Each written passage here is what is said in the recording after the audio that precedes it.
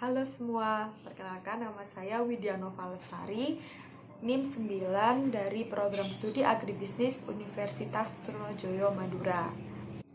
Dalam kesempatan kali ini, saya akan mempresentasikan tentang komunikasi antar pribadi.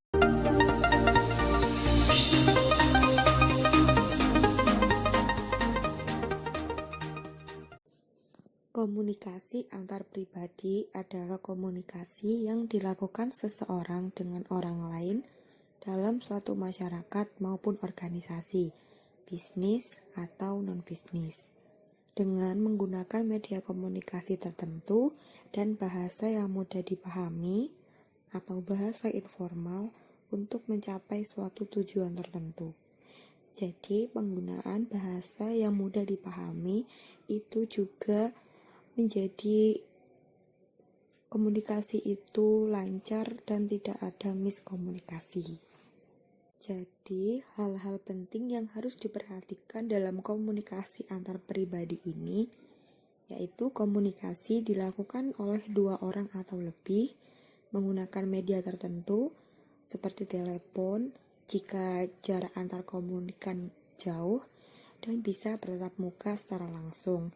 Kemudian, bahasa yang digunakan itu bersifat informal atau tidak baku, biasanya menggunakan bahasa daerah, pergaulan, atau campuran. Kemudian, tujuan yang dicapai itu bersifat personal atau pribadi. Tujuan dari komunikasi antar pribadi yaitu menyampaikan informasi.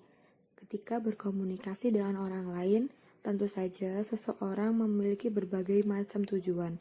Salah satu di antaranya adalah untuk menyampaikan informasi kepada orang lain agar orang lain tersebut dapat mengetahui informasi yang belum diketahui sebelumnya. Yang kedua, itu ada berbagai pengalaman.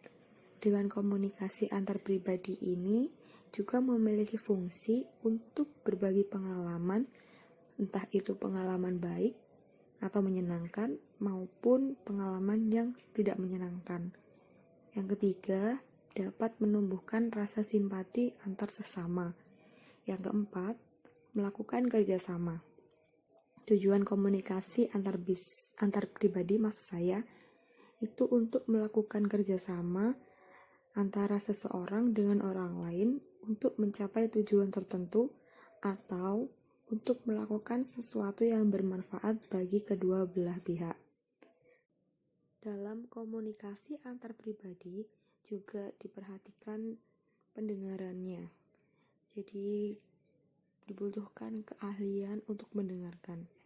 Untuk menyimak percakapan orang lain itu tidak gampang. Tidak hanya sekedar mendengarkan, masuk telinga kanan, keluar telinga kiri. Tetapi kita juga harus mengolah informasi yang kita terima melalui indera pendengar kita. Menjadi pendengar yang baik itu dapat membawa hal-hal yang positif, seperti mereka dapat memuaskan kebutuhan dasar manusia untuk didengarkan dan nantinya akan disukai orang lain. Yang kedua, kinerja atau prestasi kerja karyawan meningkat ketika pesan yang diterima dapat dimengerti dengan baik. Ketiga, umpan balik yang akurat dari bawahan akan berdampak positif pada prestasi kerjanya. Keempat, manajer dan karyawan akan terhindar dari munculnya kesalahpahaman dalam penyampaian pesan. Yang kelima, pendengar yang baik akan dapat memisahkan mana fakta dan mana yang hoaks. Yang keenam, pendengar yang baik memiliki kecenderungan membuka ide-ide baru dari pihak lain. Selain hal ini mendorong berkembangnya kreativitas. Yang ketujuh, pendengar yang efektif juga akan dapat menghasilkan prestasi kerja yang baik dan meningkatkan kepuasan kerja.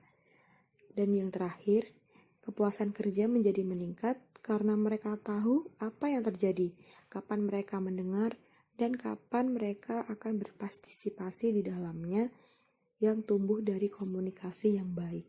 Tidak terjadi miskomunikasi. Jadi, itulah hal yang bisa saya sampaikan terkait tentang komunikasi antar pribadi. Jadi selain dibutuhkannya lawan berbicara, komunikasi juga diperlukannya ada pendengaran yang baik.